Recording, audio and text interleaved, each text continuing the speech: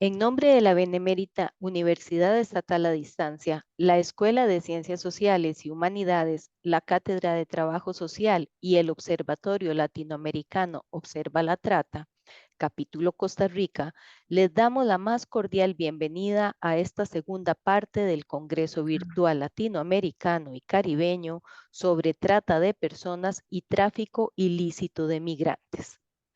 En este espacio producido por la Cátedra de Trabajo Social, junto con la facilitación del programa de videocomunicación PICO. Mi nombre es Liliana Vargas Acuña y les acompañaré como moderadora en este espacio. El objetivo de esta mesa de trabajo será abordar desde el cumplimiento de los derechos humanos algunas perspectivas y escenarios en torno al tema relacionado con la trata de personas con fines de explotación sexual comercial, como eje central de los trabajos a exponer, los cuales se enfocan principalmente en las zonas de México, Colombia y Costa Rica, haciendo énfasis principal en la explotación de cuerpos femeninos y feminizados. Más 2 cucharas de avena en polvo, media cucharita de levadura. La dinámica de esta mesa de trabajo será la siguiente. Tenemos 4 personas ponentes. Cada una de ellas tendrá 15 minutos para realizar su exposición. Al finalizar el desarrollo de las 4 ponencias, tendremos un segmento de preguntas, por lo que les solicitamos a todas las personas que nos acompañan que puedan ir pensando sus preguntas, anotando sus comentarios y reflexiones, para que posteriormente nos las envíen por medio del chat, que es el único medio establecido para la interacción. Es importante recordar que aquellas personas que solicitaron certificación de la participación del Congreso deben de completar el formulario que se enviará por medio del chat de Zoom antes de que finalice la jornada de esta tarde. Seguidamente, escucharemos la primera ponencia de esta mesa, denominada Daño psíquico en víctimas de trata de personas de explotación sexual, a cargo de la doctora Alejandra López Herrera de México. Ella es licenciada en psicología, maestra en psicología clínica, maestra en psicología jurídica y forense, directora de la Asociación para la Prevención y Atención a Víctimas, AC, instructora de la Academia de Seguridad Pública del Estado de San Luis Potosí, supervisora de la Dirección de Atención Inmediata y Primer Contacto de la Comisión Ejecutiva Estatal y de Atención a Víctimas en Michoacán, psicóloga del Centro Integral de Justicia para las Mujeres Michoacanas, instructora certificada de la Oficina Internacional para la Implementación de Sistemas de Procuración de Justicia del Departamento de Estado de la Embajada de los Estados Unidos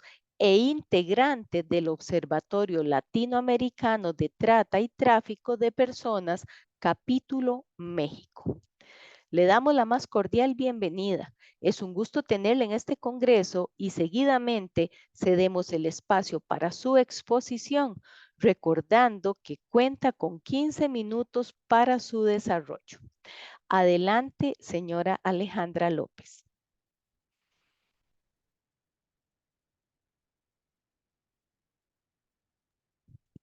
Hola, muy buenas tardes, tengan todas y todos. Eh, Nada más, si me pueden confirmar si ¿verdad? Ya se compartió el material. Sí, ya lo tienes compartiendo. Gracias. Bueno, pues esta investigación de daño psicológico, daño psíquico en víctimas de trata de personas surge debido a las capacitaciones que en algún punto he dado sobre trata de personas y de repente los fiscales dicen que en la reparación del daño integral se les da un número de 20 sesiones para la reparación del daño psicológico a las víctimas, ¿no? Y es ahí donde yo me empecé a cuestionar cómo 20 sesiones podrían ser suficientes o no. Entonces, bueno, la trata de personas sabemos que es una violación a los derechos humanos que anula la libertad y la integridad tanto física como moral de las personas que se encuentran en situación de víctimas. Entonces, uno de las metas que tiene el Estado, ¿no? Es reconocer y restituir esos derechos que fueron anulados. ¿Y cómo lo hacemos? Pues a través de otorgarles la reparación del daño como un derecho fundamental. El objetivo de la investigación, pues, fue conocer y analizar el daño psíquico derivado de la victimización del delito de trata de personas en su modalidad de explotación sexual, con fines de investigación judicial para poder dar una adecuada reparación del daño y proponer un tratamiento adecuado.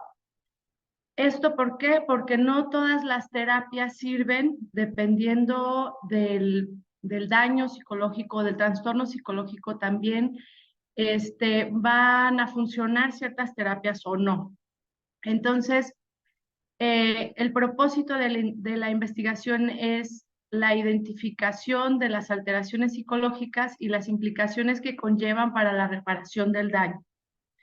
Para lo cual vamos a entender como daño psíquico dos cuestiones. Una, que son las lesiones psíquicas o las lesiones psicológicas que conocemos coloquialmente. ¿Y esas cuáles son? Son las alteraciones clínicamente significativas. Esto que es síntomas que a nosotros ya no nos permiten adaptarnos a la cotidianidad, al trabajo, a la vida que tenemos acostumbrada, ¿no?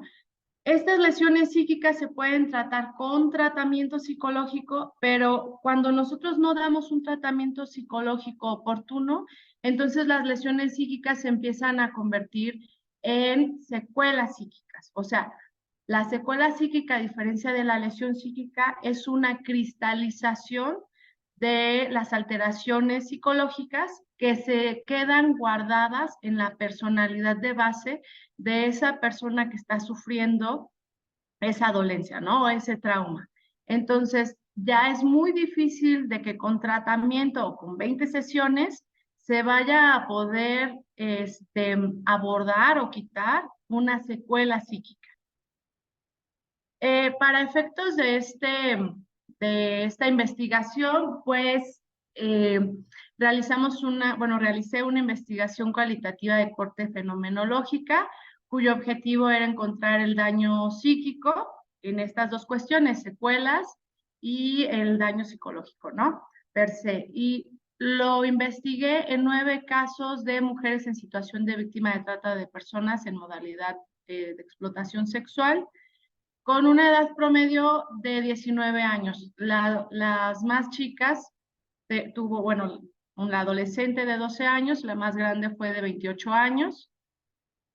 Y estas mujeres se encontraban en un refugio especializado para la trata de personas, en el cual pues me permitieron acceder a los casos clínicos de cada una de ellas, el cual se conformaba de un expediente psicológico con pruebas tanto proyectivas como psicométricas, entrevistas a profundidad de la psicóloga, la trabajadora social, datos de la carpeta de investigación, y esta batería de pruebas se realizó en 2 momentos. Una, al inicio, al ingreso de que la mujer o la adolescente entrara al refugio, y posterior 2 años después de que estuvo ya bajo tratamiento y todos los cuidados que tienen en el refugio. Los resultados que obtuvimos, que obtuve, fueron de estos 9 casos, 7 mujeres presentaron trastorno de estrés postraumático, 2 casos trastorno depresivo uno trastorno depresivo y 1 trastorno esquizofreniforme. Bueno, ahí lo está. Entonces, ¿Qué tenemos aquí? ¿Qué es el trastorno de estrés postraumático? El trastorno de estrés postraumático se vive cuando se presenta cierta sintomatología. Una va a ser, y esta tiene que estar siempre, que es la exposición a la muerte o lesiones graves o violencia sexual. Entonces, ¿qué tenemos en las víctimas de trata de personas? No solo tenemos casos de exposición a la muerte, sino también de violencia sexual. Y en el trastorno de estrés postraumático es un caso, ¿no? Un caso de exposición a la muerte o una violación. ¿Y ellas qué tienen? Tienen a veces semanas, a veces tienen meses de que es este ítem que necesitamos, lo están viviendo constantemente. Ahora, ¿qué otros síntomas tiene el trastorno de estrés postraumático? Síntomas de intrusión y evitación. ¿Estos cuáles son? Sueños angustiosos recurrentes, pesadillas en las que constantemente se están despertando. ¿Por qué? Porque reviven hechos que ellas vivieron, ya sean violaciones o amenazas, etcétera. ¿Cómo lo viven? Como si lo estuvieran, son sueños lúcidos, ¿no? Como si lo estuvieran viviendo de nuevo en ese aspecto. En estos síntomas de instrucción, hay angustia psicológica, temor constante por sufrir nuevamente otra vez una agresión de tipo sexual. Hay alteraciones negativas que son, ante esta situación, como están segregando cortisol todo el tiempo, pues las mujeres se encuentran con ira todo el tiempo, se encuentran a la defensiva todo el tiempo. Y pues bueno, esto también altera la excitación y la reactividad. ¿Cómo se van a mostrar estas mujeres? Con angustia, con desinterés. Esto también afecta su nivel cognitivo porque entonces ellas empiezan a presentar culpa, vergüenza, etc. En el trastorno esquizofreniforme, pues hay delirios extraños, hay alucinaciones auditivas, visuales, olfativas y discurso desorganizado. En el trastorno depresivo persistente se caracteriza por una falta de apetito, insomnio, baja de energía, autoestima, angustia ansiosa, y un marcado deterioro social, o sea, síntomas negativos. Entonces, bueno, en las secuelas psíquicas, ¿qué encontramos? O sea, la cristalización del trauma después de que hubo ya 2 años de tratamiento psicológico y que además del tratamiento psicológico también se acompañan con educación, a veces les dan defensa personal y entre otras se trata de desarrollar otras habilidades. Encontramos suspicacia, ansiedad, baja autoestima y aislamiento social. Y estas secuelas psíquicas, ¿por qué serían de cierta manera como importantes en una persona? ¿Qué es la suspicacia? La suspicacia es que nosotros no nos podemos ya comportar de forma natural ante cualquier situación. Siempre vamos a estar temerosos, siempre vamos a estar reacios, siempre le vamos a estar tratando de buscar cómo sentirnos a gusto. Entonces, para salir y encontrar un trabajo nuevo, entonces probablemente esa suspicacia no me va a permitir a mí desenvolverme o simplemente llegar a mi entrevista de trabajo, ¿no? Ansiedad se presenta sobre todo en la rutina, siempre hay un móvil, ¿no? Una energía que se encuentra en las personas en las que no se sienten a gusto, no pueden, ya pierden la capacidad de generar emociones positivas y placenteras. Hay una marcada baja autoestima que les impide constantemente lograr metas porque siempre están enfocadas o tienen estas ideas de fracaso constantemente. Y el aislamiento social, ¿no? Derivado de las ideas intrusivas de no ser apto socialmente, de no merecer y de los pensamientos pesimistas y negativos sobre la vida y el entorno social, pues entonces, ¿qué hago?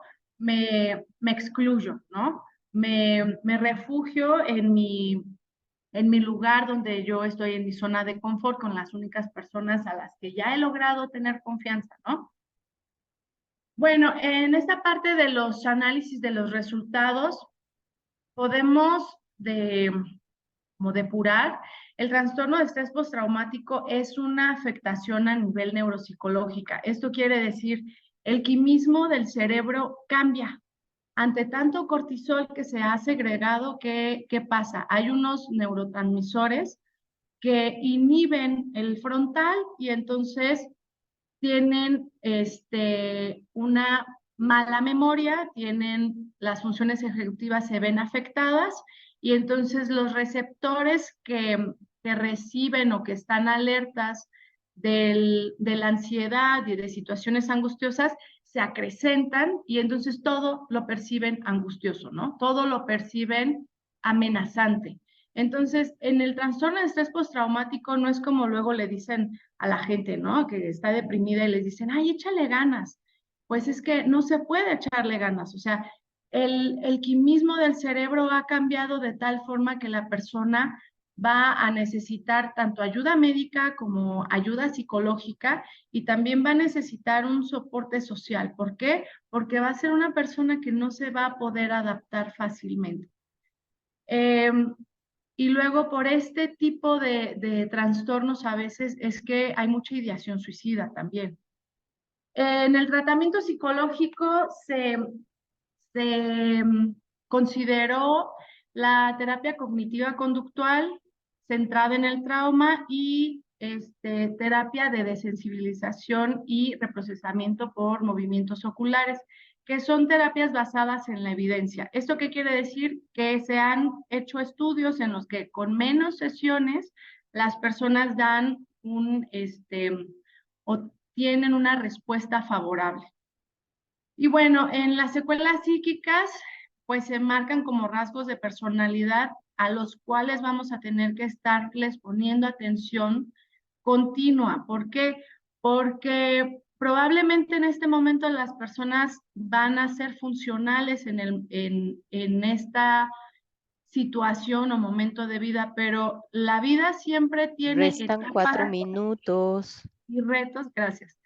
Y entonces cuando estas personas se enfrenten nuevos retos, probablemente estas secuelas van a volver a ser incapacitantes, ¿no? Entonces, pues bueno, en las conclusiones puse que, bueno, al ser el trastorno de estrés postraumático un trastorno crónico e incapacitante que responde a una alteración neurológica, tengamos la sensibilidad de poder realizar una evaluación integral en la cual nosotros podamos enlazar tanto las lesiones psíquicas, o sea, que los peritos en psicología no nos centremos en qué lesiones presentan en este momento, sino hacer un examen de la vulnerabilidad de las personas y poder determinar las secuelas psicológicas que las personas en situación de víctima van a tener y qué dificultades van a presentar. ¿Para qué? Para que nosotros podamos darles y brindarles esta reparación integral y así pues podamos restituirles, ¿no? Estos derechos que han sido vulnerados. Hasta aquí es cuanto.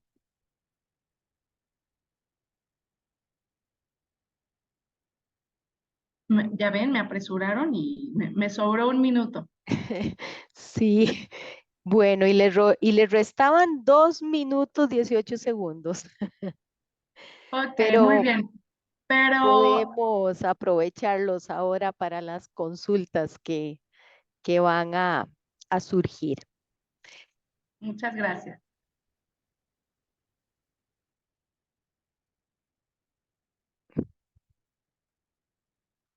Sí, quizás si deja de compartir. Gracias, muy amable. Bien.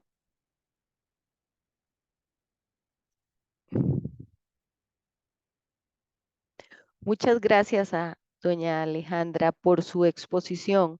Les recordamos que el segmento de preguntas lo tendremos al finalizar las 4 exposiciones. Seguidamente escucharemos la ponencia denominada Trata con fines de explotación sexual en México. La mercantilización, disculpen, del cuerpo de las mujeres, expuesta por la señora Regina Isabel Hernández Gutiérrez, quien es investigadora feminista, trabajadora social, maestra en análisis regional por el Centro de Investigaciones Interdisciplinarias sobre Desarrollo Regional de la Universidad Autónoma de Oaxaca y doctora en Economía Política del Desarrollo por la Benemérita Universidad Autónoma de Puebla. Desde el 2001 se ha desempeñado como facilitadora en cursos y talleres de sensibilización, formación y profesionalización en temas de violencia, violencia de género y trata de personas. Del 2008 a la fecha, trabaja en el estudio y análisis de la violencia en contra de las mujeres desde la perspectiva de los derechos humanos. Ha participado en diferentes congresos y foros, así como en la realización y publicación de diagnósticos sobre este problema. En marzo del 2016, la tesis doctoral obtuvo el premio Herminia Franco Espinosa en temas de historia de las mujeres y estudios de género por la tesis de doctorado Mujeres en situación de trata con fines de explotación sexual, esclavas del patriarcado capitalista, el caso Tlaxcala en 1980 al presente. Le damos la más cordial bienvenida y cedemos en este momento el espacio para que puedan dar inicio al desarrollo de su trabajo. Hola, ¿qué tal? Buenas tardes. Bien, Creo gracias. que ya se está compartiendo la presentación, ¿sí? Doña Regina, vamos a compartirla desde acá su presentación o usted prefiere compartirla usted? Yo estoy compartiendo, pero no sé si ya estén visualizándola. No, por eso le preguntaba. Ok, me parece que sí es la suya. Sí. ¿Sí? Ok, adelante. Ok, muchas gracias. Bueno, como ya lo comentaron, mi ponencia tiene como título Trata con fines de explotación sexual en México, la mercantilización del cuerpo de las mujeres. En esta ponencia o en este documento que yo he elaborado, estamos haciendo un estudio documental o es parte de un estudio documental en donde intentamos dar seguimiento a la situación de trata con fines de explotación sexual en México. Para ello, pues nos vamos a las cifras que nos ofrecen los diagnósticos o informes globales y los documentos que también se van generando aquí en México. Lo que podemos visualizar entonces es que del 2014 al 2018, según el informe global, pues se sigue apreciando que hay una alta cantidad de mujeres que son víctimas de trata en la modalidad de explotación sexual. Y lo otro que ha ido también avanzando es que son cada vez mayor el porcentaje de niñas y se hace la diferencia entre mujeres porque son mayores de 18 años y niñas que son menores de esta edad, pero que cada vez están también mucho más presentes, identificadas como víctimas de trata con la finalidad de explotación sexual. Lo que vemos también es que este informe nos presenta como por regiones y en la región precisamente de América del Norte, en donde está contemplado México, es Estados Unidos, Canadá y México, pues el porcentaje, si lo pensamos en términos de lo que vimos del informe global, el porcentaje de mujeres y de niñas pues se eleva todavía muchísimo más, considerando esta parte de las víctimas que son identificadas en esta modalidad. Es lo único que estoy presentando, porque si consideramos todas las demás modalidades que se dan en la trata, pues por supuesto que los porcentajes y los números cambian. Pero centrándonos en esta parte de explotación sexual, podemos identificar el 68% de mujeres, el 28% niñas, que si hacemos la suma, pues nos da más de un 90% de víctimas de explotación sexual en este informe, ¿no? En donde se encuentra situado México. De la información que se tiene aquí en el país, en México, nosotros, o lo que se considera son los diagnósticos que emite la Comisión Nacional de Derechos Humanos.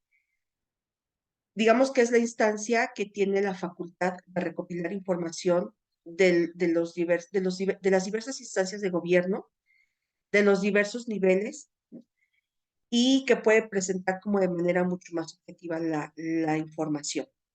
Por eso es que se consideran estos diagnósticos, porque además de pronto la información puede brincar muchísimo de un lado, de cierta instancia a otra, o en alguna nota o en algún reporte. Por eso es que yo consideré estos diagnósticos, empatándolos un tanto con las fechas del informe global. Se consideraron los dos últimos diagnósticos que se han publicado en nuestro país, en México. Y bueno, la información que se tiene nos parece, o me parece que da como para una cuestión de la reflexión en torno a lo que se ha estado haciendo, ya no digamos en términos de reparación del daño como lo comentaba la compañera que inició esta mesa. Aquí yo lo único que estoy intentando como identificar es esta parte de las víctimas que logran ser señaladas tal cual, ¿no? Por las características que presentan, por las condiciones en las que fueron encontradas o que han llegado a presentar sus denuncias. De esta información, lo que se tiene hasta el momento en este primer diagnóstico es, consideremos que son 32 entidades las que conforman el país. De ellas, solamente 11 procuradurías y fiscalías estatales y la Procuraduría General de la República identificaron víctimas en todos estos años del diagnóstico 2019 que abarcó desde el 2012 al 2017. Y hay algunas entidades en donde hubo problemas para poder identificar y hacer llegar información a la Comisión Nacional de Derechos Humanos, específicamente en 3 casos, ¿no? En uno de ellos, en el diagnóstico aparece la nota que se pidió que se verificara la información y que posteriormente se hiciera llegar con las observaciones que se hicieron, y esa información jamás llegó. En el caso de otra entidad, pues simplemente dijo que no contó con averiguaciones previas o alguna carpeta de investigación en materia de delito de trata de personas. Es decir, que nadie comentó que hubiese alguna situación que estuviera pasando por alguna situación de trata en ese sentido, ¿no? Y en otra más, pues igual, no reportaron víctimas identificadas que pues pudiera parecer, o que quisieron hacer creer que en esa entidad el delito como tal de trata de personas con fines de explotación sexual no se da. Cuestión que es por demás absurda, ¿no? Porque sabemos que es un problema que está presente en diversos espacios, solo que ahí, pues, digamos que también las personas encargadas de identificar y documentar este tipo de casos, pues tendríamos que checar qué es lo que se está haciendo al respecto, ¿no? Entonces, pues volvemos a encontrarnos con esta situación derivado a pesar de estas inconsistencias en la información. Seguimos encontrando con que el número de víctimas identificadas en trata con fines de explotación sexual sigue siendo mayoritariamente de mujeres, seguida de un porcentaje alto en el caso de niñas menores de 18 años. Luego entonces, pues es importante pensarlo y reflexionar en cuanto a que si tenemos estos porcentajes con aquellas víctimas que sí han sido identificadas como tal, también pensemos en todas aquellas que no han logrado identificarse como tal, o en el caso de estas inconsistencias que yo presentaba, de estas entidades en donde no se pudo reportar cierto número de víctimas, ya sea porque hubo inconsistencias en la información, porque no se reportaron como tal, o simple y sencillamente porque no se identificaron como tal casos no se pudieron identificar estos casos como delitos en materia de trata. En el siguiente diagnóstico, pues encontramos que también hubo entidades que no pudieron reportar como tal víctimas en esta modalidad de trata. Y pues ahí nos volvemos a encontrar con algunas entidades que en el anterior diagnóstico volvieron a caer en esta situación, pues de que no pudieron presentar esta información. Entonces, por un lado, esto, pues por supuesto que significa el hecho de que algo está pasando que no logramos o que no se logra identificar como tal quiénes están siendo víctimas de trata con fines de explotación sexual. A veces lo que se hace es catalogarlo como otro tipo de delito, ¿no? O la otra que definitivamente se cae en esta cuestión de pensar que el hecho de estar registrando casos de trata, pues da como esta mala imagen, esta mala impresión, y por lo tanto, mejor decimos que aquí no está pasando, que no tenemos casos registrados, y se sabe ciertamente que esto no es así, pero también ahí en materia de identificación y de documentación de casos hace falta muchísimo trabajo y muchísimo por hacer, ¿no? Por eso yo comentaba, independientemente del gran trabajo que se logra hacer una vez que las víctimas ya están identificadas, el primer paso es ese, identificarlas como tal y dar el acompañamiento que se requiere después de ser sobreviviente de una situación de este tipo.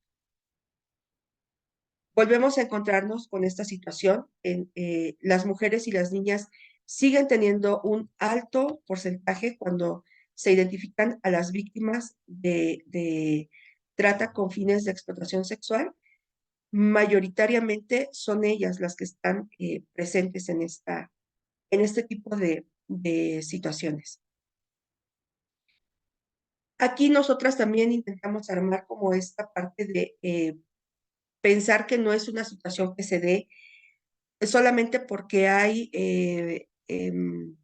la ocurrencia de alguna persona de ser tratante, ¿no? De, mm, de que se dé de una forma aislada. Partimos de la existencia de un imaginario patriarcal, es decir, que hay condiciones estructurales, hay condiciones que son parte del mismo sistema que permiten que esta situación se vaya generando, ¿no?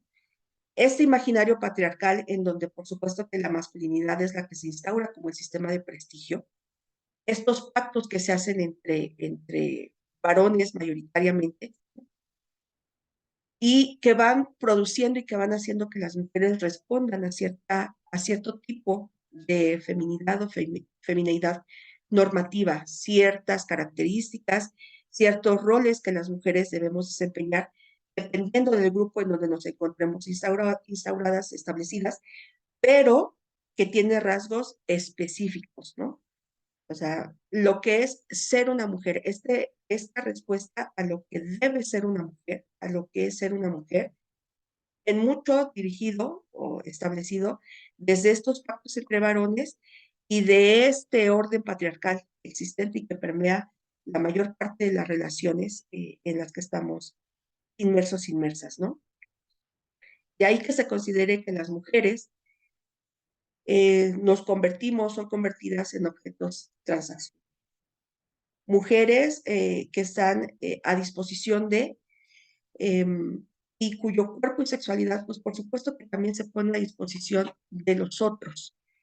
No son cuerpos y no es una sexualidad que sea construida, que sea vivida, que sea experimentada única y exclusivamente para nosotras.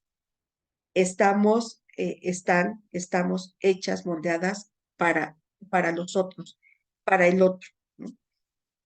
Y aquí, digamos que lo que hemos visto es que esta parte del orden patriarcal que ya está instaurado, más este sistema capitalista en donde lo que se privilegia es la ganancia y la acumulación, pues ha logrado que haya una mayor subordinación y explotación de mujeres, ¿no? Por eso es que se comenta que bajo esta dupla, pues la trata ha encontrado una forma de organizarse y reorganizarse, alcanzando esferas pues que antes no Te veíamos restan 3 minutos. gracias, mediante el uso del Internet, mediante el conocimiento y la promoción de estos paraísos sexuales y demás. Bueno, la trata ha alcanzado formas de organización en donde las ganancias cada vez son mayores y por supuesto que podemos hablar de la instauración de una industria global. Ya no se queda solamente en prácticas aisladas o en prácticas muy localizadas, ¿no? Y bueno, como parte de las conclusiones es, por un lado, el hecho de que esta parte de la sexualidad, que antes estaba como, o que podíamos encontrar muy como en ámbito privado, ahora pues se ha convertido en un servicio que se ha colocado en el mercado, ¿no? Y es de, pues, quien pueda pagar puede tener acceso a. Veamos el caso de que haya un mayor porcentaje de niñas cada vez que nosotras tenemos acercamiento a estos informes y a estos diagnósticos. Tiene que ver con este tema. Si lo puedes pagar, por supuesto que lo puedes tener, ¿no? La otra es la generación y el fortalecimiento de toda una industria bajo el cobijo del capitalismo y el patriarcado, como ya lo había comentado. Ya no se trata, como lo decía, solamente de una actividad aislada o de cierto grupo. Se ha convertido realmente de ciertos grupos en una verdadera industria instaurada en la mayor parte de los países. Y obviamente lo que se ve, por lo que empezaba a comentar, es que el Estado ha sido rebasado por el mercado, ¿no? Se privilegia la ganancia, aunque las mujeres queden en la indefensión total. Se privilegia, por supuesto, que las personas obtengan, que vayan acumulando, aunque eso signifique ir en contra de la dignidad, la integridad y la vida misma de estas mujeres, de estas niñas que están siendo tratadas con fines de explotación sexual. Entonces, a mí me parece que hay un trabajo enorme en el sentido de instaurar un sistema que nos permita de verdad identificar un procedimiento, un proceso que nos permita identificar a las víctimas de trata con fines de explotación sexual, lo que nos permitirá también dar los siguientes pasos, como el acompañamiento, como la restauración de daños y todo lo que conlleva el trabajar con sobrevivientes de este tipo de delitos. Pues hasta aquí lo dejaría. Les agradezco muchísimo.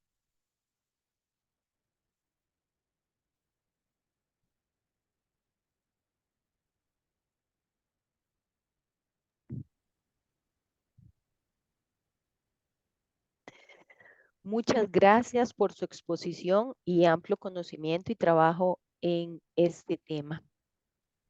A continuación, presentaremos la tercera ponencia denominada La trata con fines de explotación sexual, una mirada crítica desde México y Colombia, a cargo de el señor Carlos Alfonso Laverde y Misael Tirado Acero. El señor Carlos Alfonso Laverde Rodríguez es sociólogo y economista de la Universidad Santo Tomás de Colombia, maestría en estudios políticos y sociales de la Universidad Nacional Autónoma de México y con especialización en historia del pensamiento económico de la misma universidad. Doctor en Ciencia Social con especialidad en Sociología del Colegio de México, Colmex. Docente e investigador de la Universidad Gran Colombia. Por su parte, el señor Misael Tirado Acero es profesional con formación en Ciencias Sociales y Humanas, sociólogo de la Universidad Nacional de Colombia, especialista en economía de la Universidad de los Andes, especialista en evaluación social de proyectos de la Universidad de los Andes, doctor en sociología jurídica e instituciones políticas de la Universidad Externado de Colombia, postdoctorado en Derecho de la Universidad de Buenos Aires. Par evaluador, Colciencias y CNA, par institucional y par académico, Ministerio de Educación Nacional, exintegrante, Sala de Administración de Empresas y Derecho, Sala de Ciencias Sociales, Periodismo e Información de la CONACYT, asesor consultor de las Naciones Unidas y Presidencia de la República, investigador senior, Colciencias, docente, TC, Facultad de Derecho, Universidad Militar Nueva Granada. Grupo de Investigación, Red de Estudios Sociojurídicos Comparados y Políticas Públicas. Línea de Investigación Política Criminal, Derecho Penal y Criminología. Para nosotras es un gusto contar con su participación y desde el capítulo Costa Rica de Observa la Trata y desde la UNED les damos la más cordial bienvenida. Seguidamente brindamos el espacio correspondiente para que puedan dar inicio de su ponencia a partir de este momento, recordando que tienen 15 minutos para su desarrollo. El tiempo es de ustedes. Muchas gracias. Buenas tardes. Muchísimas gracias. Ustedes, por favor, me confirman que mi pantalla se está compartiendo. Sí, don Carlos. Además, si la me puede poner informan. en modo presentación. Perfecto, claro que sí. Bueno, pues muy buenas tardes para todos y para todas. Para nosotros es un gusto poder estar en este espacio, así que agradezco en primer lugar a la Universidad Estatal a Distancia y al capítulo de Observa la Trata de Costa Rica. Quiero señalar que nuestra investigación de alguna forma lo que busca es responder a estas precariedades o ausencias que nos hemos hecho alrededor de hecho incluso varias preguntas que incluso las ponentes anteriores han señalado, y tiene que ver con temas metodológicos, en temas de la trata de personas, pero también al final con un problema de carácter ideológico sobre el estudio de la trata. Entonces, en este sentido, nuestra investigación se llama La trata con fines de explotación sexual, una mirada crítica desde México y Colombia. Hacemos un contexto comparado, teniendo en cuenta además de la similitud entre los dos países, experiencias que hemos tenido, digamos, cercanas a las fiscalías, tanto en el caso de México, particularmente de Ciudad de México, y de Colombia, en el caso de Bogotá, a propósito del tema de explotación sexual. Entonces, digamos que nuestra investigación lo que busca, más allá de señalar un diagnóstico o de señalar una caracterización, lo que intenta es hacer una aproximación a la pregunta sobre qué pasa alrededor de los datos, porque existe una brecha tan grande en función de, por ejemplo, informes globales como los que presentan Naciones Unidas o incluso organizaciones internacionales, pero cuando nos damos cuenta de que, por ejemplo, en el caso de la Fiscalía, no reportan estas mismas cifras, de hecho incluso sustancialmente menores, pues nos llevan a considerar algunos aspectos que queremos plantear. Entonces, en el desarrollo de nuestra presentación vamos a trabajar principalmente tres problemas. Primero, queremos presentar de manera muy somera algunas de las magnitudes del fenómeno, aunque en esto no vamos a tardar mucho debido a que es ampliamente conocido. Digamos, hay una, de hecho, incluso, no diríamos que es sobrediagnóstico, pero sí, de hecho, existen demasiados datos, pero muy pocos cuestionamientos sobre estos datos y sobre cómo operan, cuáles son sus tendencias, y sobre ello vamos a discutirlo. En segundo lugar, hablaremos sobre esta idea de cómo se podría perfilar esta idea de las víctimas y cómo podríamos entenderlo. Más allá de quiénes son, es aquello que origina esta idea de un perfilamiento de las víctimas. Y sobre esto, por supuesto, tendríamos que problematizar la noción de víctima, una noción que además, entre otras, hoy es muy polémica frente a los actuales flujos migratorios a nivel global, lo cual nos hace pensar que no es una categoría que sea estrictamente neutral y que ha sido usada de manera política por diferentes gobiernos, por ejemplo, para restringir flujos migratorios, por ejemplo, como lo está haciendo hoy día, bueno, clásicamente Estados Unidos, pero digamos hoy, por ejemplo, Alemania, que ha sido un país claramente abierto en los procesos migratorios y hoy no. Y en función de ello se definen unas nociones sobre víctima. Ahora, hablaremos específicamente sobre el caso de América Latina. Y finalmente, esbozaremos algunos de los principales problemas que hemos detectado y que queremos proponerles a ustedes como público en relación a la lucha a la trata con fines de explotación sexual, y algunas perspectivas ideológicas, metodológicas que nos pueden ayudar a dar respuesta a esta pregunta. Justamente hace un momento escuchábamos a la doctora Regina, a quien se proponía de alguna manera también esta misma duda, ¿no? ¿Por qué las fiscalías no reportan los datos que sí vemos, por ejemplo, en el caso de informes internacionales?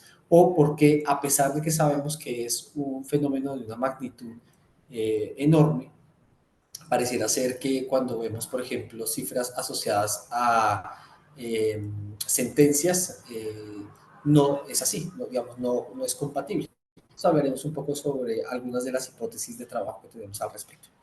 Entonces, lo primero que quisiéramos hablar es que, si bien es cierto, tendríamos que entender que hay procesos migratorios que van cambiando de acuerdo, por supuesto, a las dinámicas estructurales, digamos, del mundo global. No es la misma migración que se vivía en la década de los 60 a la que se vive hoy, de hecho, incluso después del periodo de pandemia.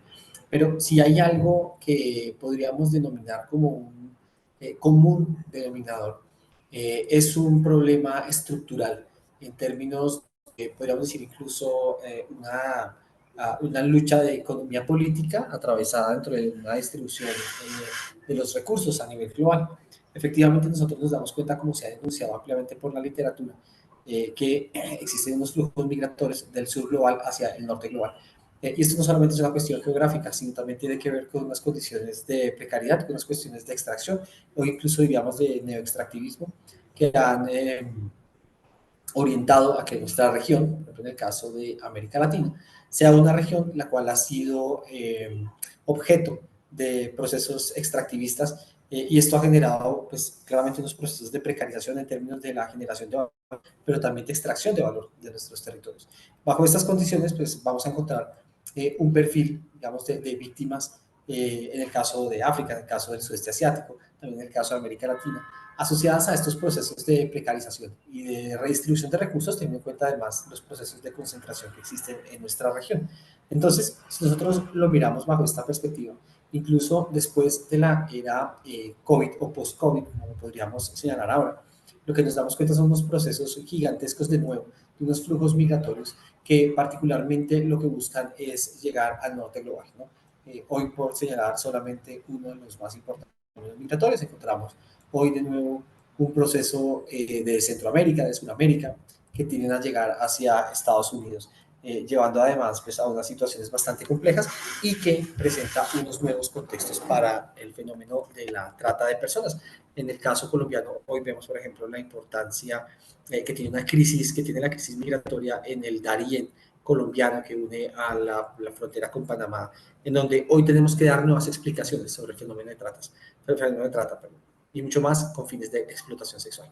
Ahora, lo que sí nos encontramos, además de esta caracterización que además es abundante sobre las cifras, que por ejemplo mencionaba anteriormente en su presentación la doctora Regina y también en la primera la doctora Alejandra, encontramos que existe generalmente en la bibliografía, no nuestras ponentes, una confusión entre los delitos de tráfico de migrantes y trata de personas.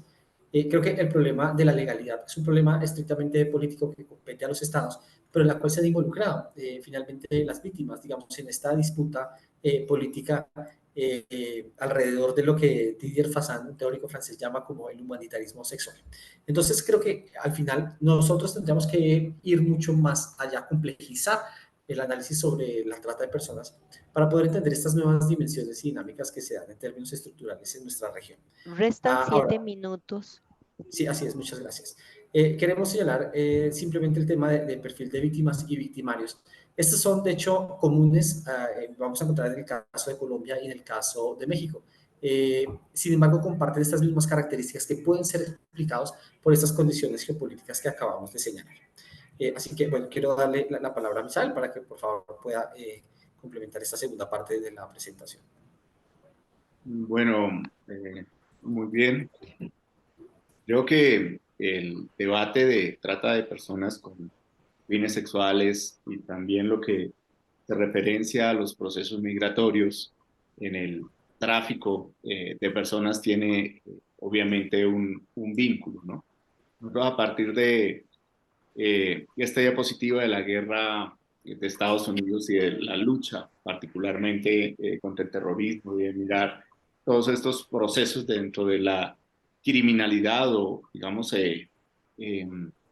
tomar algunos elementos, tomar algunas perspectivas teóricas también en la lucha contra el crimen no necesariamente organizado, nos lleva a mirar que sin desconocer realmente el estado de la vulnerabilidad de las víctimas y los efectos que son nocivos frente a este delito, pues afectan libertades individuales, es necesario señalar que a veces existe un traslape precisamente en la tipificación de estas conductas que se asocian a la trata y también cómo la presentan las diferentes instituciones en los diferentes estados, no solamente acá en Colombia, sino también lo hemos visto en México, en Chile, en Argentina, entre otros.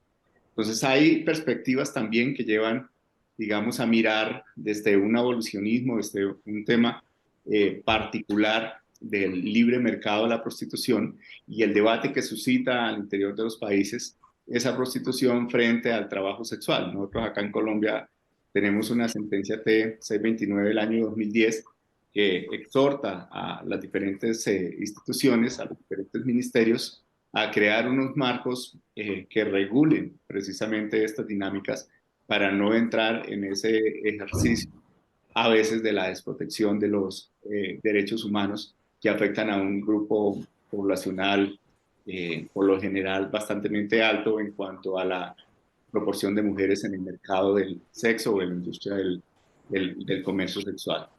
Entonces, la tipificación a veces pues, lleva también a excesos, porque tenemos una tendencia a veces de estimaciones subidas para amalgamar temas que requieren, por ejemplo, un debate frente a lo que significa prostitución, trabajo sexual y más allá el tema de la voluntariedad o el tema de la autonomía, que es, digamos, un asunto de debate que nosotros traemos acá y en el cual miramos que hay bandos, digamos, dentro de estas medidas proteccionistas que conllevan a desconocer también ese ejercicio autónomo de las personas en situación de prostitución o las personas que acceden al trabajo sexual como una realidad y se estigmatiza precisamente esa industria del sexo en general. Entonces, creo que también hay otra vertiente que podemos traer a colación y que obviamente más allá de las polémicas en cuanto a las cifras que tenemos Restan 3 minutos. instituciones, entramos a mirar sesgos que a veces dentro de un mercado internacional o dentro de estos debates de transparencia o protección de derechos humanos se menguan o también se incrementan estas cifras, se inflan estas cifras.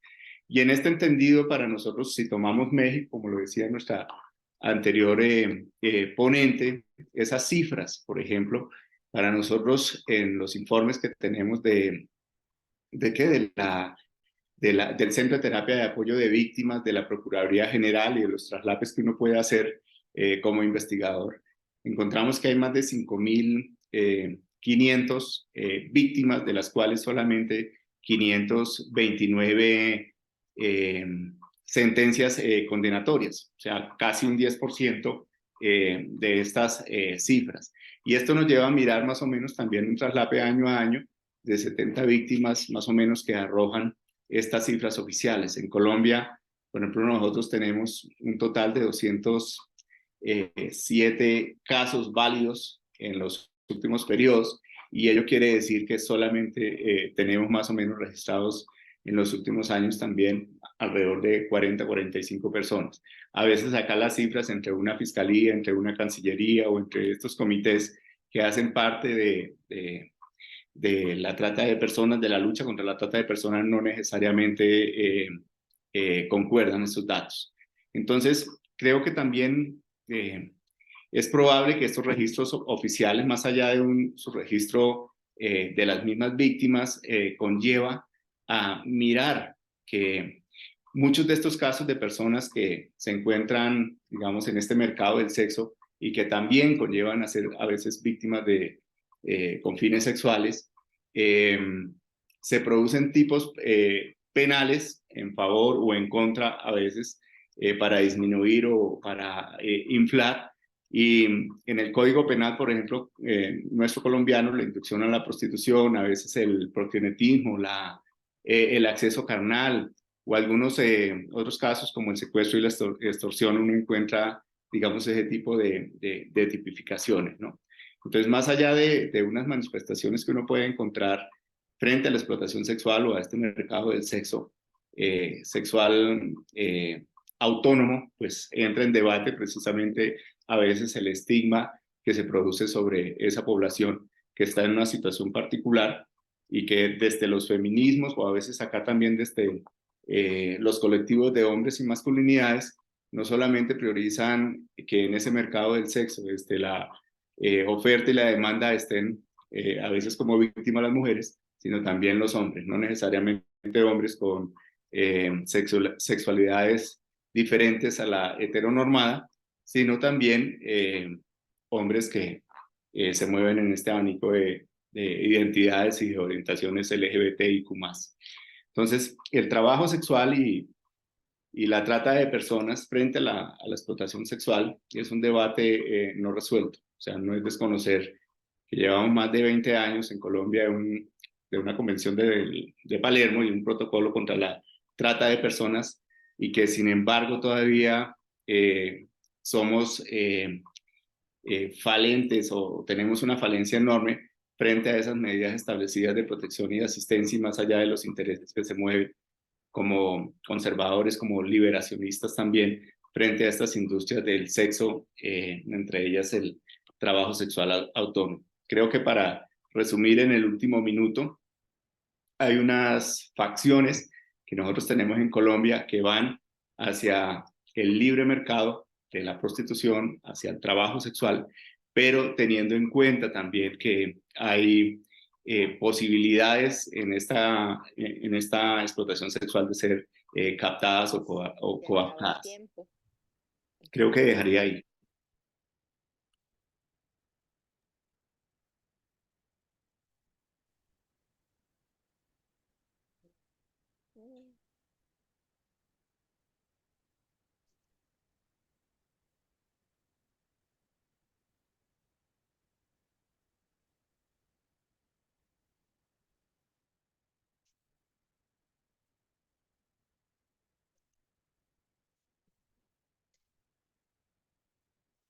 Agradecemos a ambos expositores por su aporte en esta mesa de diálogo. Les recordamos que al final estaremos realizando el espacio de consultas. Como cuarta ponencia tenemos el tema Trata de personas en Costa Rica, a cargo del licenciado Alonso Mora Barquero, quien es licenciado en Derecho por la Universidad de Costa Rica, especializado en el tema de trata de personas. Diplomado en Trata de Personas por la Universidad Nacional Autónoma de México, con diversas capacitaciones en temas relacionados como tráfico ilícito de personas migrantes, refugio y apátrida. Profesor e investigador del tema de trata de personas en el Centro de Investigaciones en Estudios de la Mujer de la Universidad de Costa Rica. Abogado en la Unidad de Refugio de la Dirección General de Migración y Extranjería. Formó parte del Observatorio Latinoamericano sobre Trata y Tráfico de Personas, capítulo Costa Rica, y ha participado en varios estudios y conferencias relacionadas a la trata de personas, así como ha brindado diversas capacitaciones a integrantes de organizaciones civiles, funcionarios públicos y funcionarias y ONGs como parte de la Universidad de Costa Rica.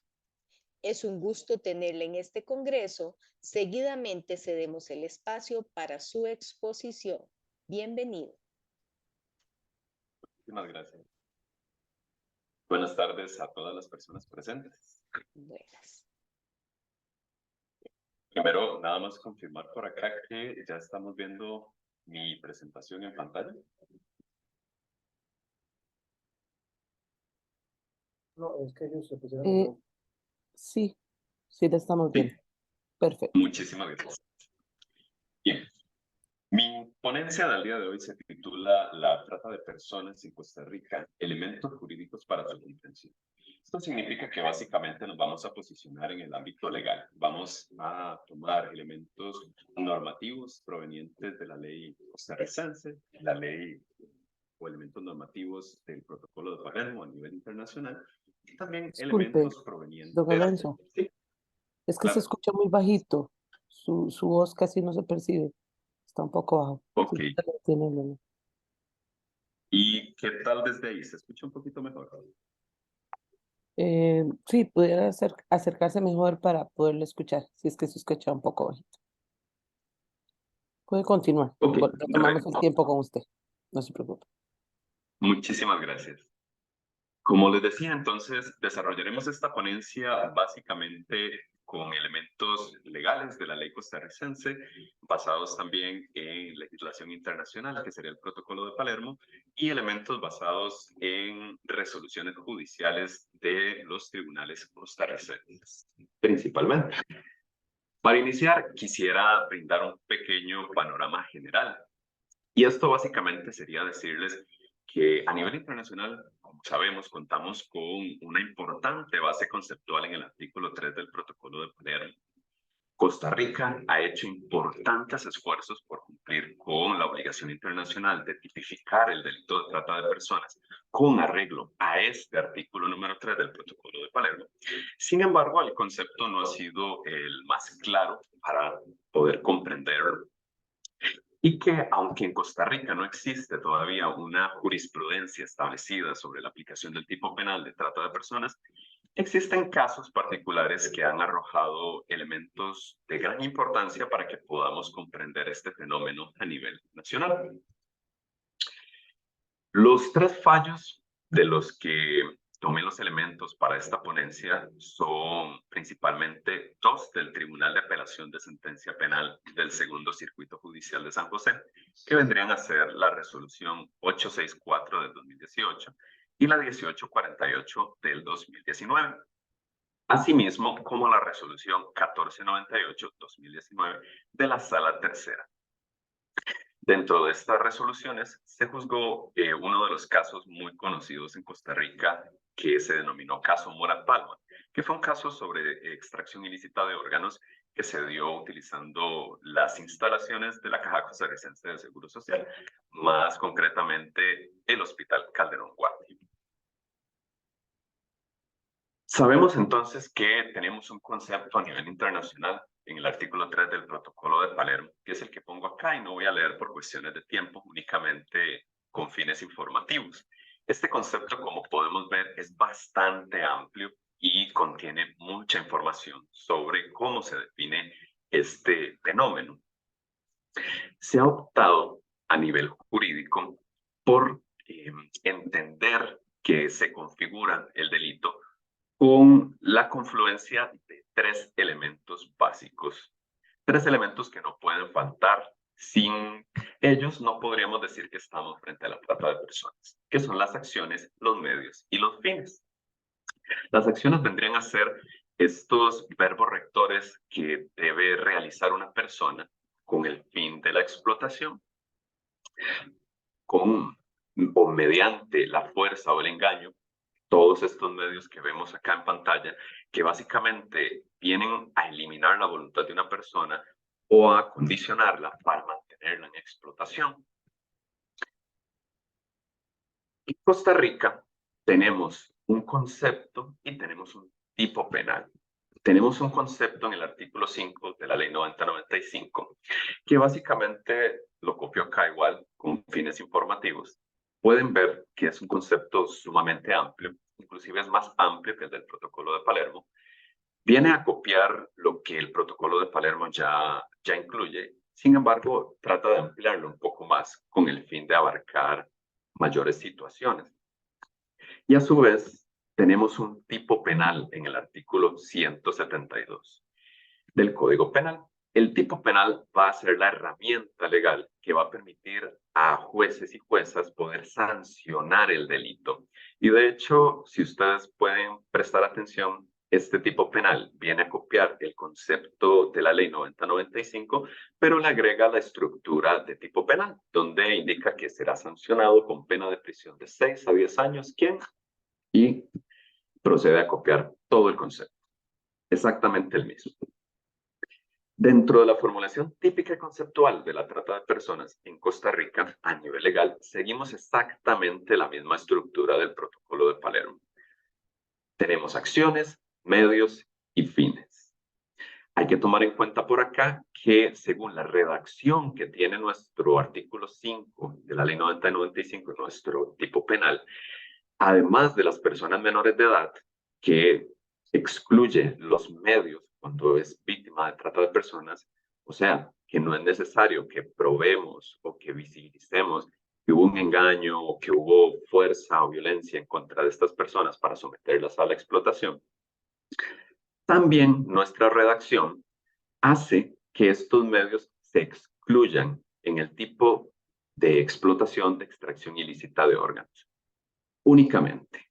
Esto significa que entonces una persona mayor de edad que es sometida a la extracción ilícita de órganos siempre va a ser vista como víctima a pesar de que pueda haber un consentimiento aparente. Como les decía, Costa Rica ha tenido un gran esfuerzo por generar un constructo más abarcativo con respecto a la trata de personas, y esto lo vemos a nivel de acciones, medios y fines también. El concepto que tenemos en nuestra ley es mucho más amplio que el del protocolo de Palermo, y podemos verlo, por ejemplo, a nivel de acciones, que no incluye únicamente verbos como captar, trasladar, transportar, alojar, que son verbos que debemos ejecutar de propia mano para que pueda considerarse que somos sancionables por el delito de trata de personas, sino que crea un segundo nivel de verbos en donde incluye favorecer, facilitar y promover, no solo ejecutar.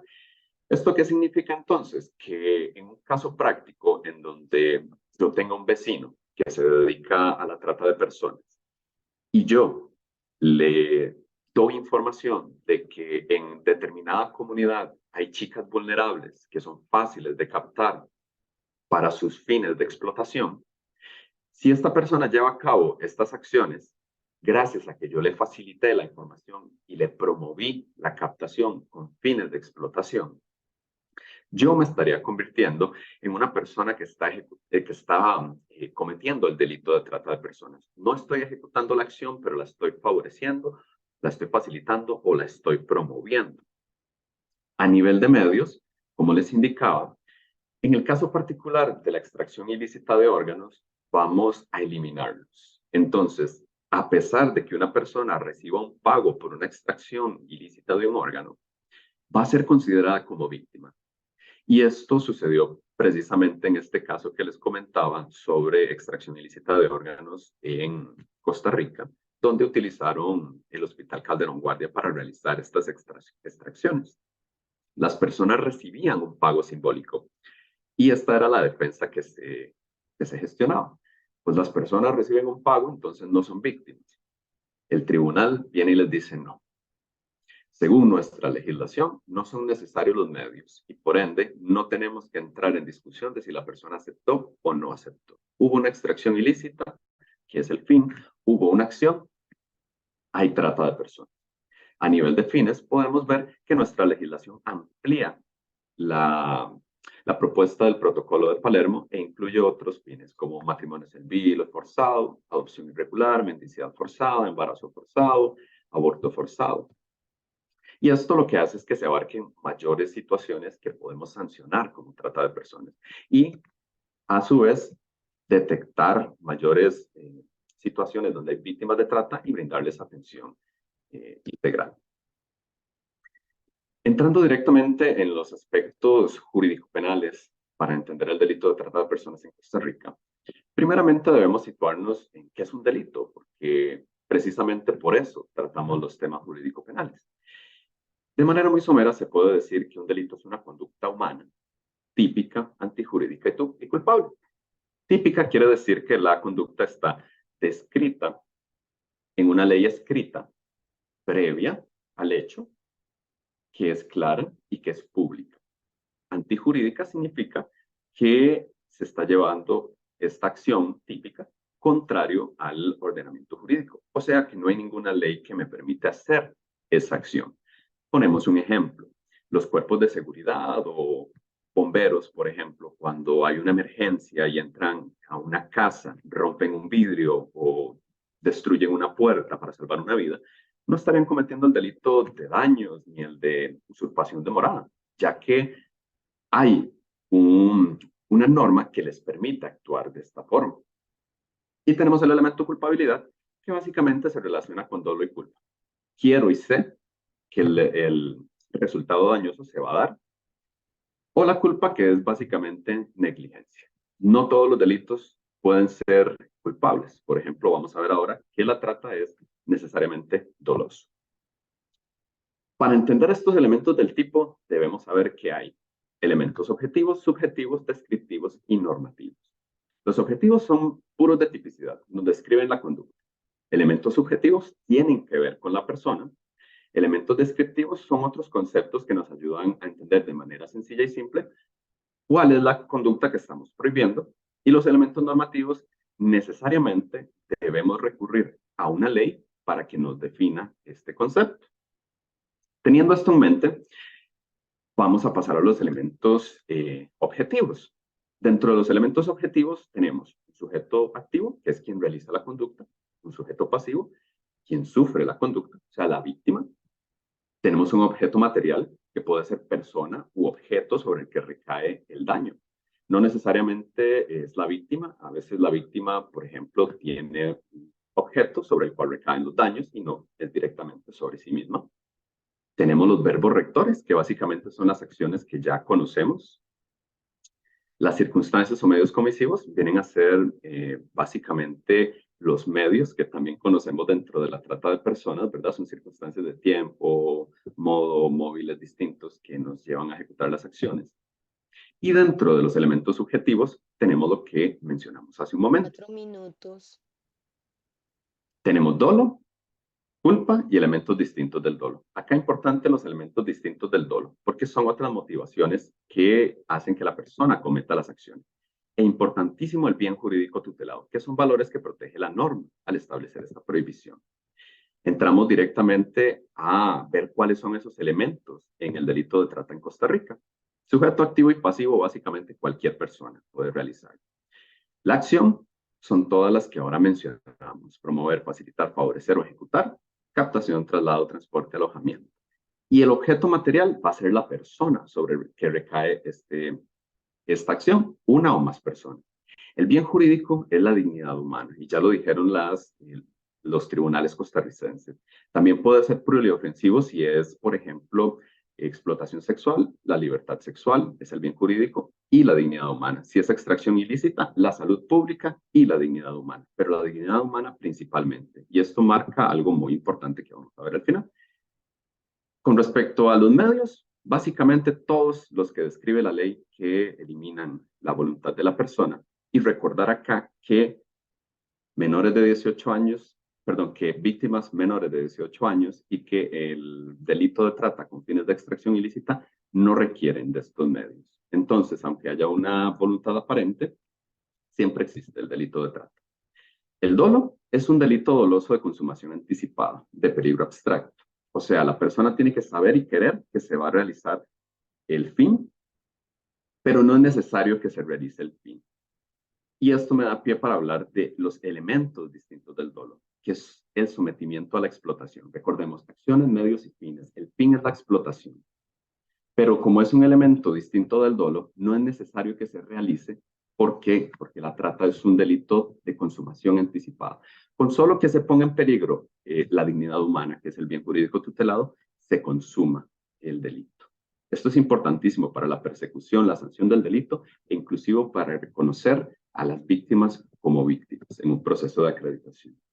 Y para ver los elementos normativos y descriptivos, yo les invito a leer el artículo 7 de la Ley 9095. Tenemos una serie de definiciones que integran el concepto de trata y nos ayudan a entenderlo de una mejor manera.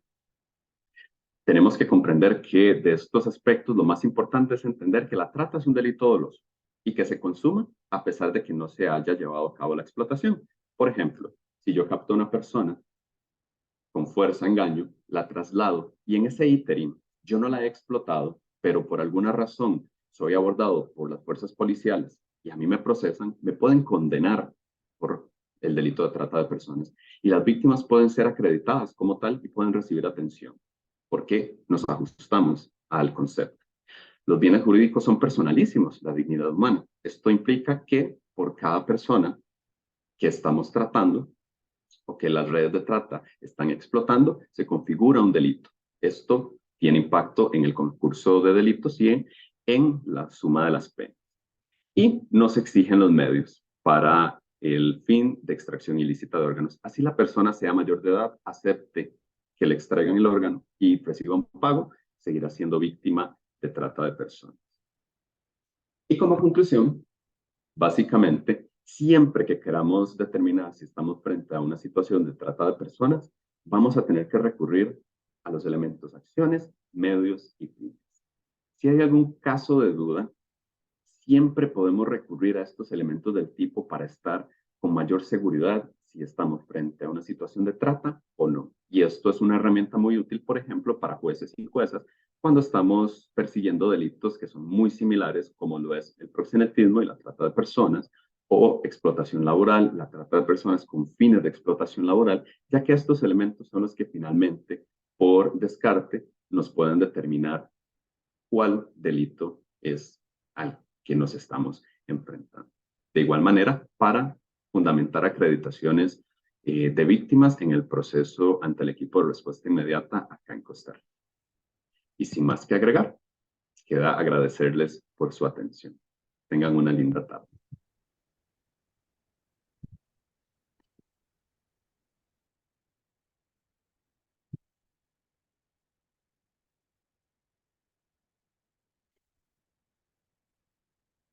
Agradecemos al licenciado Alonso Mora, quien nos brindó un panorama sobre la situación en Costa Rica sobre este tema.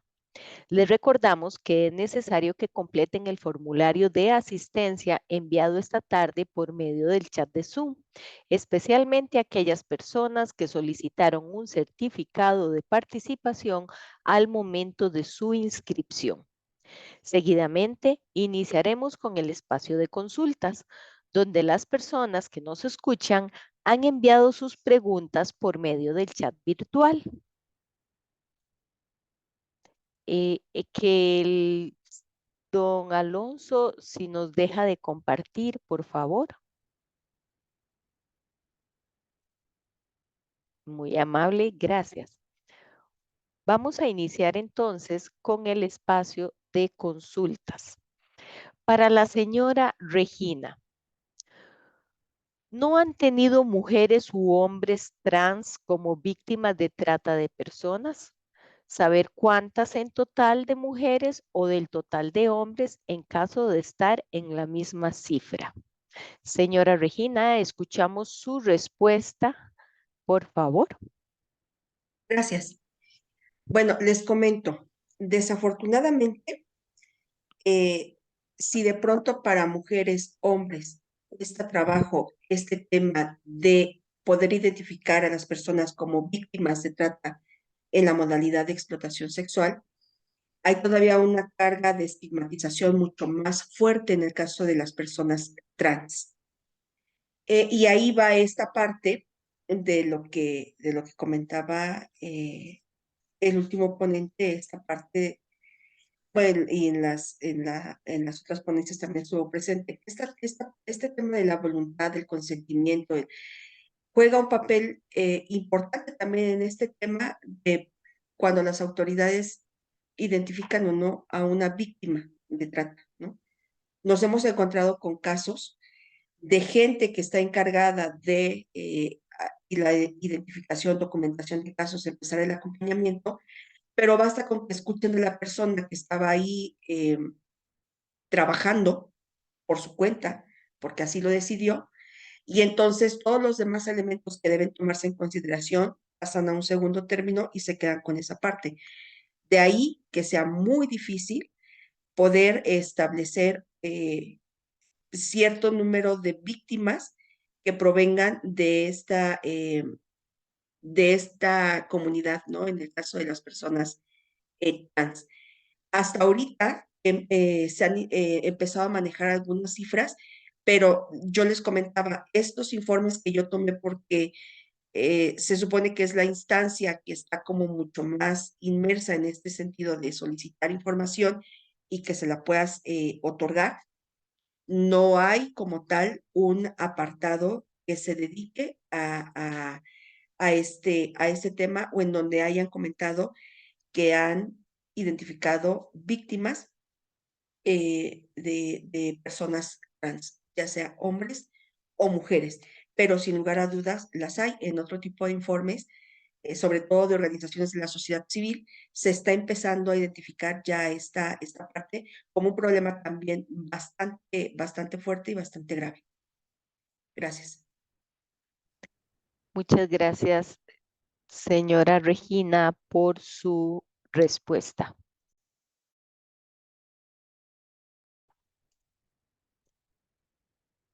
Vamos ahora a escuchar la respuesta de una pregunta que se le hace a los señores, señor Carlos Alfonso Laverde y señor Misael Tirado. ¿Consideran que es necesario ampliar la mirada y estudiar cómo la trata de personas con fines de explotación sexual afectan a las personas LGTBIQ y por qué? ¿Quién nos va a regalar la respuesta? Bueno, creo que está por allá de asumiendo el paternaje. Eso está muy bien, muy bonito. Siempre hemos generalizado que la trata de personas, o estos temas que devienen precisamente de la explotación sexual comercial, tanto en el mundo adulto como en el mundo de los niños, niñas y adolescentes, repercute no solamente el género femenino, sino también el masculino. Y esto no necesariamente es esa vertiente que tenemos también generalizada, de que los hombres somos victimarios, las mujeres son víctimas. El mismo, digamos, las mismas investigaciones de las universidades, de los mismos colectivos, de los mismos defensores de derechos humanos, Red Trax es una de ellas acá en Colombia, por ejemplo, que visita precisamente cuando no hay una sexualidad heteronormada, uno podría decir que es una tradición hacia la Santa Madre Iglesia, todavía tenemos, digamos, marcado precisamente procesos religiosos y muchas veces ideológicos. En las realidades que tenemos, el tema de migración es uno, y este tema de migración, evidencia en Colombia, menores de edad, es un tema también de tipificación de delito en el mercado del sexo. No vale autonomía, como lo decía Alonso, no vale el tema del consentimiento, de la voluntariedad. Y acá en Colombia, pues hemos encontrado casos en particular, Bogotá, donde menores de edad se ofertan dentro de Bogotá y en una zona, una localidad de las 20 que conforman Bogotá, que se llama Chapinero, entre otras. y es realidades, digamos, que tenemos distintas y que a veces nos quedamos cortos desde la misma perspectiva, o ¿no? ¿Y qué hacer desde diferentes profesiones? ¿Qué hacer también desde los diferentes enfoques diferenciales que hemos estado afincando? Y pues la perspectiva de derechos humanos, si bien nos da una posibilidad, también mirar el tema etario. Es lo mismo, vamos a veces las violencias que ejercen, a veces contra un miembro que contra un miembro de menores de edad, menores descalificar o invalidar precisamente ese ejercicio como sujeto en un Estado social de derecho. No sé si Carlos quiera precisar algo. Sí, no, yo solamente quisiera añadir que en términos muy resumidos, creo que al final la apuesta debe ser por complejizar y cuestionar la noción conceptual de víctima. O sea, es decir, digamos que hemos aceptado de manera muy fácil el paquete de lo que viene en víctima y es un concepto cada vez más complejo y mucho más porque el concepto permanece, pero el contenido migra, de tal manera que conceptualmente el proceso de victimización y de hecho la conceptualización sobre la víctima ha cambiado, de tal manera que incluso ha sido usado desde políticas migratorias excluyentes con las de los estados, pero también ha sido usada de manera indistinta por la academia. Entonces, por eso nosotros tenemos hoy día grandes problemas de definición, porque todos usamos de manera más o menos aceptada el concepto sin cuestionarlo. Por ejemplo, alrededor de los procesos de agenciamiento. En este caso, a propósito de la pregunta de la población LGBTIQ+, por supuesto que hay víctimas y por supuesto que hay que reconocerlas, pero también hay que problematizarlo. Es decir, no necesariamente por tener alguna clase de categoría de análisis o pertenecer a un grupo particular de la población, en sí mismo se es víctima o se es victimario. Y creo que en función de esto es que las investigaciones deben aportar para poder seguir complejizando y ser cada vez más afinados. Y en virtud de esto, claramente vamos a poder mejorar la aplicación de políticas públicas o el mejoramiento de los problemas jurídicos, porque si lo seguimos asumiendo de la misma forma como se seguía haciendo desde el protocolo de Palermo, pues más o menos pues estamos nombrando algo, pero no lo estamos viendo. Estamos nombrando por todos lados víctimas, pero no sabemos ni quiénes son. Y las fiscalías, o digamos un diagnóstico de ellos, que las fiscalías ni siquiera saben cómo contar. Aquí al final es un problema político. No se sabe contar porque no se sabe al final cuál es la definición. Y ya, con eso termino.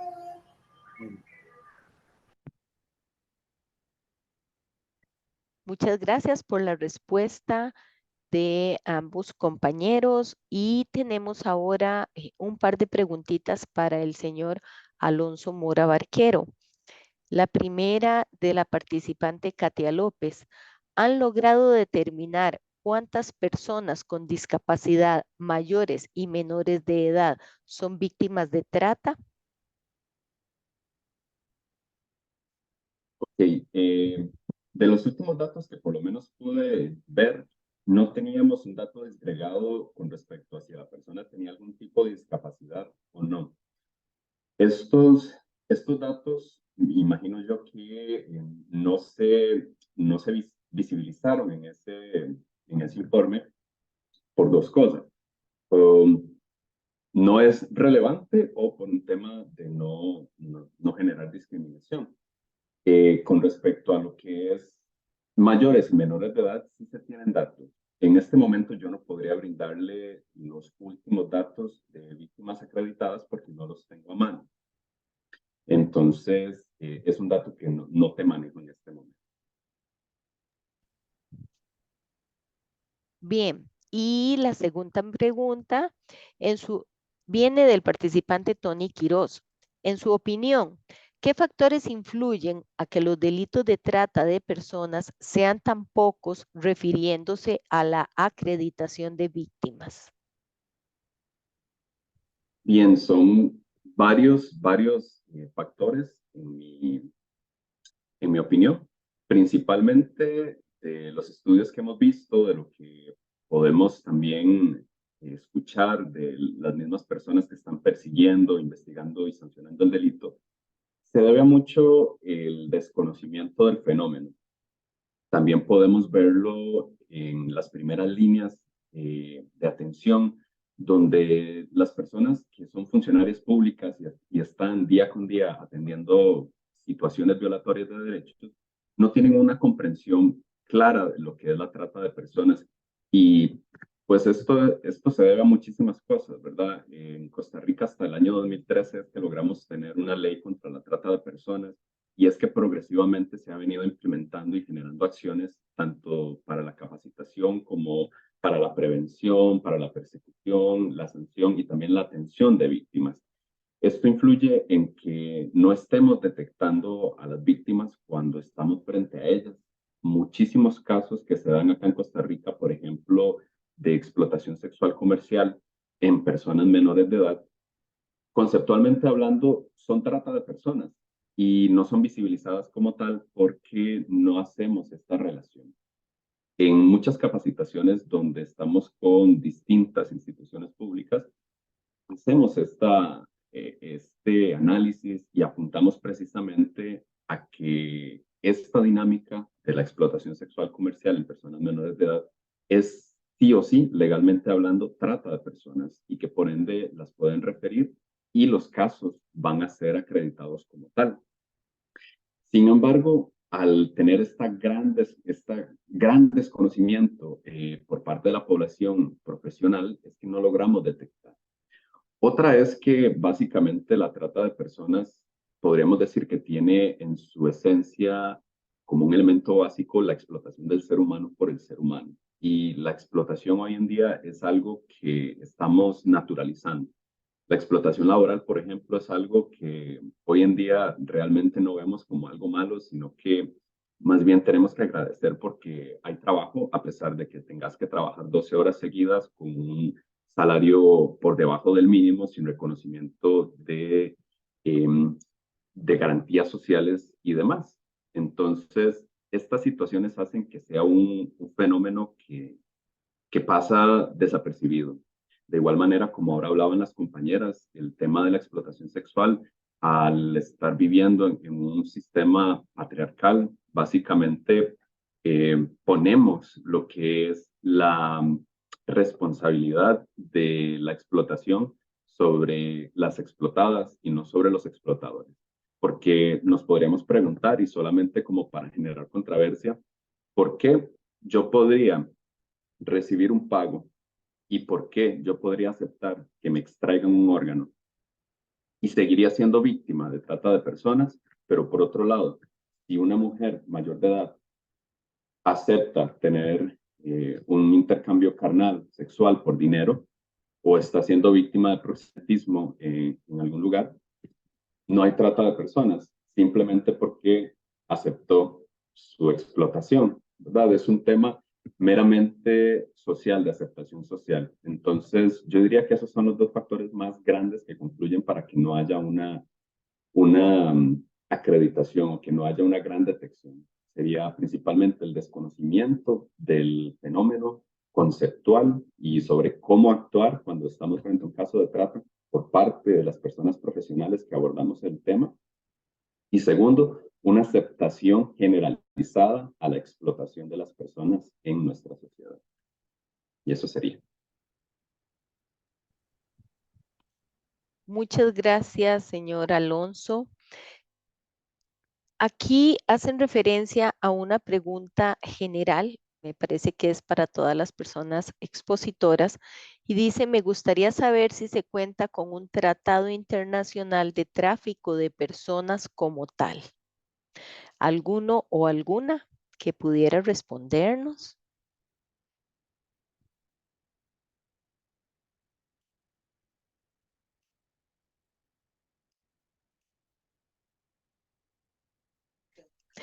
Voy a repetir la pregunta. Me gustaría saber si se cuenta con un tratado internacional de tráfico de personas como tal. La persona que nos regale la respuesta, porque dice que es general, entonces que nos abra la cámara. Está bien, gracias, señor Alonso. Esperamos su respuesta entonces. Bien, en el año 2000, cuando se firmó el protocolo de Palermo, Este fue un protocolo que viene a complementar la Convención de Naciones Unidas contra la delincuencia organizada transnacional. En ese momento se dieron 3 protocolos. Uno de ellos fue el protocolo de Palermo, que versa sobre el tema de trata de personas, y otro de ellos es el protocolo que tengo acá en mano. Eso me tardé un par de minutos en responder porque estaba buscando el nombre. Se llama Protocolo contra el Tráfico Ilícito de Migrantes por Tierra, Mar y Aire, que complementa la Convención de las Naciones Unidas contra la Delincuencia Organizada Transnacional. Y al menos en Costa Rica es nuestra ley número 8314. Y de hecho esa es la que actualmente está rigiendo en nuestro país. Tengo entendido que al igual que el protocolo de Palermo, esta ley estuvo adoptada al menos en los países centroamericanos y ha tenido gran aceptación, al igual que el protocolo de Palermo, a nivel internacional. Muchas gracias, don Alejandro. Señora Regina, quizá nos quiera complementar. Precisamente me quedé pensando en estos protocolos, y bueno, de ahí deriva, por ejemplo, en el caso de México, pues ya el hecho de que se haya ratificado y por lo tanto el Estado mexicano pues se haya comprometido a realizar ciertas acciones que van en línea con lo que esos protocolos establecen, ¿no? Y de ahí, bueno, pues la creación también de las propias leyes aquí mexicanas, la serie de políticas públicas que se han implementado a partir de la ratificación de estos protocolos. Nada más, gracias. Gracias, muy amable. Vamos ahora a dirigirnos a la señora Alejandra. Para ella tenemos varias consultas. La primera, desde Perú, el participante Robert Noé nos dice, en nuestra experiencia en Perú, la mayoría de las víctimas no presentan afectación psicológica. ¿Qué opina al respecto?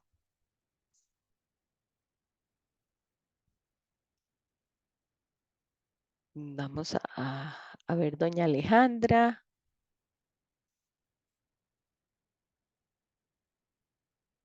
Alejandra López. No la veo de la sala. Doña Alejandra, si se encuentra en conexión, quizá nos pueda abrir la cámara, por favor.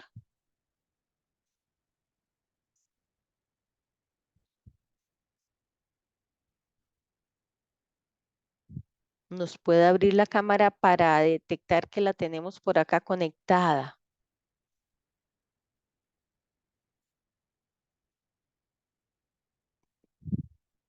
Pareciera que se desconectó.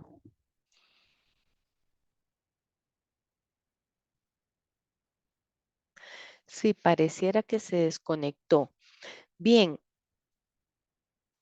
Acá tenemos algunas preguntas que están dirigidas a doña Alejandra.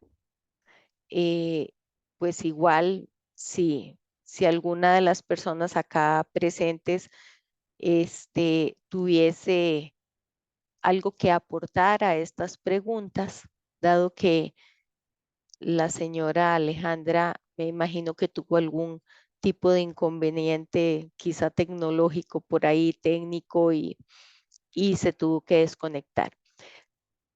Bien, otra de las preguntas, ¿en qué consiste la respuesta que dan las autoridades a las víctimas de trata de personas? ¿Reciben algún tipo de subsidio económico? ¿El apoyo socioeconómico alcanza también a las personas dependientes? En Costa Rica así ocurre y me gustaría conocer en casos de México o del Estado en particular. No sé si alguna otra persona de México quisiera respondernos.